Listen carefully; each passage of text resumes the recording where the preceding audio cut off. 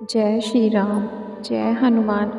जैसे ही हनुमान ने लंका में प्रवेश किया, मानो शत्रुओं के सिर पर उन्होंने अपना बायां पैर रख दिया हो। वहां पर स्वर्ण निर्मित विशाल भवनों में दीपक जगमगा रहे थे। कहीं नृत्य हो रहा था तो कहीं राक्षस मंत्रों का जाप कर रहे थे। हनुमान ने नगर के सब भवनों और एकांत स्थानों को छान मारा, लेकिन उन्हें सीता कहीं दिखाई नहीं दी। अंत में उन्होंने सब ओर से निराश होकर रावण के उस राजप्रासाद में प्रवेश किया जिसमें लंका के मंत्री, सचिव और प्रमुख सभासद निवास करते थे।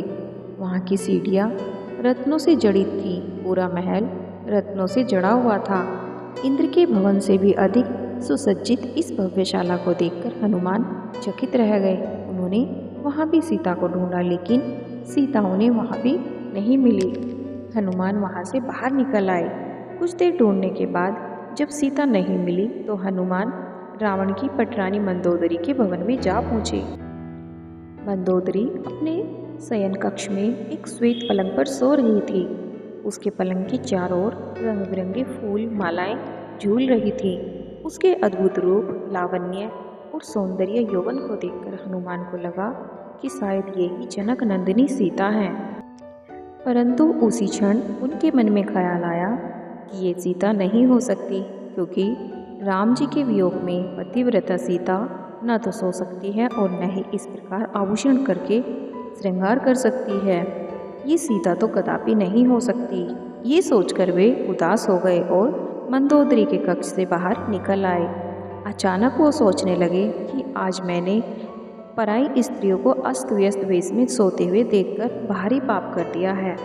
वे इस बात पर पश्चाताप करने लगे। फिर दूसरे ही पल उन्होंने सोचा कि उन्हें देखकर मेरे मन में तो कोई विकार उत्पन्न नहीं हुआ, इसलिए यह पाप नहीं हो सकता।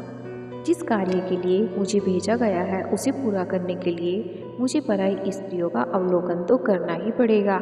इसके बिना मैं अपने कार्य को कैसे पूरा कर सकूंगा। हनुमान ने सोचा, कहीं रावण ने सीता को मार तो नहीं दिया। यदि ऐसा हुआ तो मेरा सारा परिश्रम व्यर्थ है। नहीं, मुझे यह नहीं सोचना चाहिए। जब तक मैं लंका का कोना कोना न छान मारूं, तब तक मैं निराश नहीं हो सकता। यह सोचकर उन्होंने ऐसे स्थानों की खोज करनी शुरू कर दी जहां से बचना नामुमकिन था, लेकिन उन्हें सीता वहां भी नहीं मिली। हनुमान ने सोचा, खाली हाथ लौटने से